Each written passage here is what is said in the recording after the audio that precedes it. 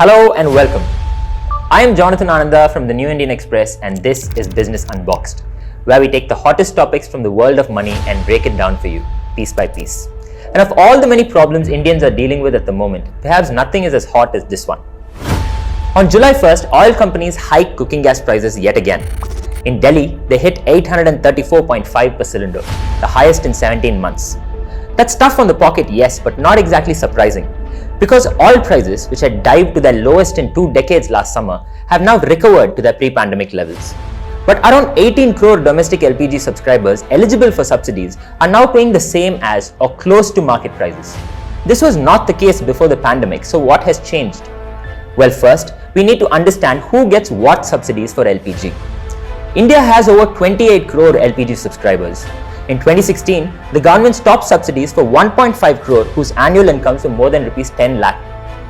Out of the rest, there are those that are covered by the PMGKY Yojana scheme, which covers households below the poverty line, over 8 crore currently.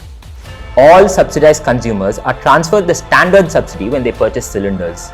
And those in locations far away from LPG hubs also get a small freight subsidy to account for extra transport costs. At least until last year, when a key change was made. One of the first things that happened when the world went into lockdown last summer was that oil demand tanked. Oil prices followed, and so did the market prices of cooking gas. They fell so much that the government made one final tweak in May and equalized the price of subsidized and unsubsidized cylinders. It did this by bringing the standard LPG subsidies down to nil. Zero. Freight subsidies were and are still being dispersed, however, and the government has significantly increased its expenditure on Ujjwala Yojana subscribers. The PM Garib Kalyan Yojana, for instance, offered 3 free cylinders to these households last year as a pandemic relief measure. But despite the increased spending on these other schemes, the truth is that the government has sharply reduced its total LPG subsidy cost last fiscal year and has budgeted for lower subsidies this year too.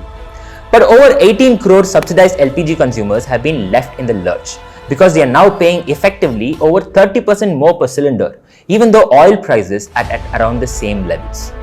So there it is. Crores of subsidized consumers have seen a stratospheric rise in costs because while much of the DBT subsidy was eliminated when oil prices were at a record low, it has not been restored after oil prices began recovering. If you like what you see and you would like us to do more such videos, please hit like and share widely. And until next time, goodbye.